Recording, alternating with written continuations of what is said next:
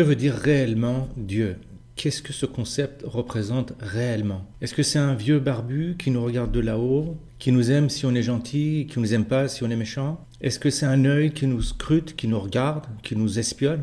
En fait, c'est un concept tellement simple qu'on n'arrive pas à le comprendre. Un peu comme les poissons qui nagent dans l'eau, qui ne sont pas conscients de l'eau. La première chose à comprendre, c'est le concept de la vie elle-même. On ne peut rien comprendre aux affaires spirituelles si on ne comprend pas ce qu'est la vie. Alors, de nos jours, la vie est comprise d'une manière clinique, c'est-à-dire comme une fonction du corps. La vie est perçue comme une manifestation du corps. On meurt lorsque les signaux émanant des organes ne sont plus perçus. Je pense, donc je suis. Mais dans les temps anciens, les choses étaient vues exactement de manière inverse. C'était le corps qui était une manifestation de la vie. Je suis, donc je pense. Autrement dit, le corps était tissé par quelque chose de nature non physique, c'est-à-dire une intelligence, une sorte d'information qui donne forme à toute chose, y compris les pensées qu'on a dans la tête qui sont des formes ou des choses.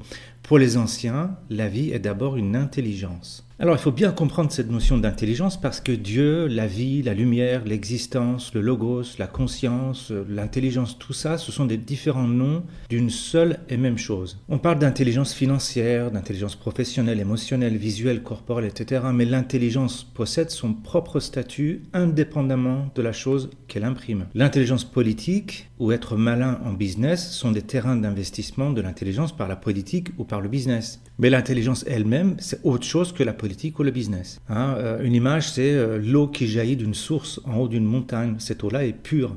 Mais au fur et à mesure de sa descente, elle se mélange avec des matières organiques, elle se mélange avec des déchets pour finir en eau boueuse des marrons des rivières qui traversent les villes. C'est pareil, l'intelligence qui jaillit dans notre esprit, elle est pure. Elle est ensuite altérée à des fins pratiques. Il faut tout de même manger, survivre et croître en société. Seulement pour se réaliser pleinement, il faut pouvoir retrouver cette intelligence pure qui coule sans cesse en nous.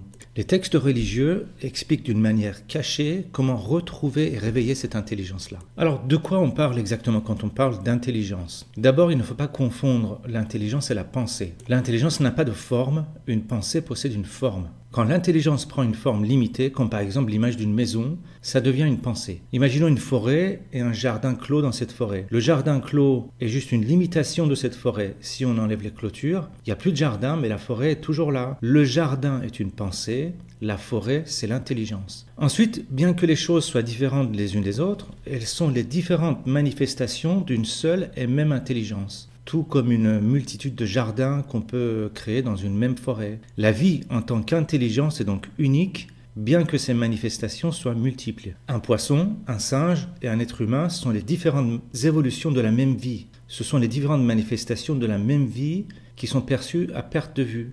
Ces manifestations-là sont en plus infinies. La vie est infinie.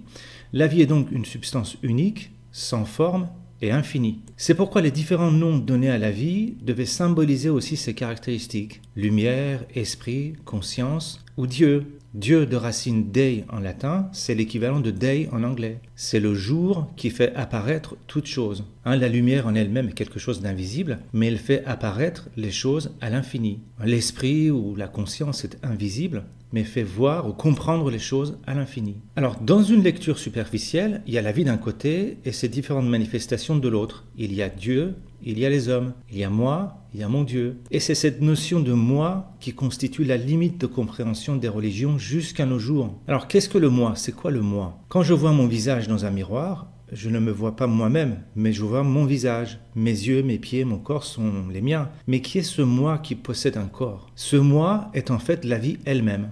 Et tout comme la vie, le moi possède plusieurs degrés de manifestation. Le moi est comme une lampe à intensité variable.